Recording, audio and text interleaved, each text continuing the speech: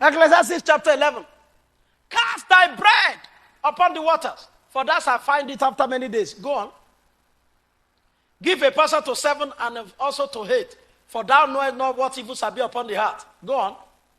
If the cloud be full of rain, they empty themselves upon the heart. If the tree fall towards the south or towards the north, in the place where it falls, there it shall be.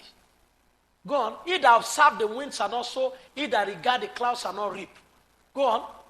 As thou knowest not what is the way of the spirit, nor how the bones grow in the womb of her that is with child, even so you don't know the works of God, who makes all. Go on. He that observe the wind shall not sow, he that regard the clouds shall not reap. Go on. What's the meaning? In the morning, sow thy seed. In the evening, withhold not thy hand, for thou knowest not whether either this or that shall prosper, or whether they both shall be alike good. Go on. Truly, the light is sweet and pleasant thing for the eyes to behold the sun. Go on.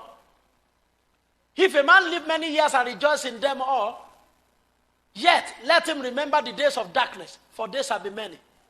And all that cometh is vanity. Go on.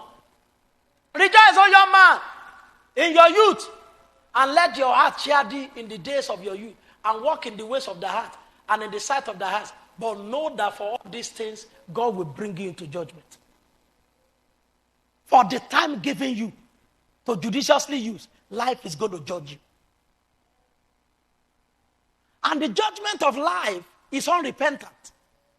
It just gives it to you. You now begin to blame parents. You begin to blame generational curses. It's even not because of generational curses. You now begin to blame this. You begin to blame that. But time is a mean judge. He just looks at you. He doesn't laugh. He doesn't smile. And he doesn't argue. You don't hear his voice. He's just passing by. He said, for all this, God will bring you into judgment. Life is going to bring you into judgment. What you did with 10 years sows up. They sow up in your 20s. What you did with 20s, sow up in your 30s. What you do in 30, sow up in your 40s. You can blame Irish government, is your problem. You can blame your mother, your father, is your personal problem. Life does not argue with you. You can't even see it. He just gives you your report card and just move. He does not even wait to say, he doesn't say good morning, good afternoon. He just goes. Time is a very strict and mean judge. But let me tell you what happens, which I've seen over the years.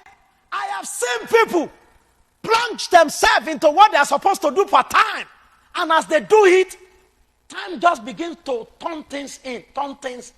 And lies fall upon them in pleasant places. And I've also seen people, it's just complaint after complaint, regret after regret. When you do not know how to judiciously use time, you will be a complainant for all of your life.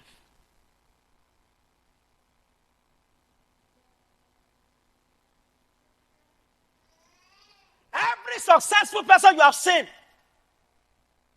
they handle time well.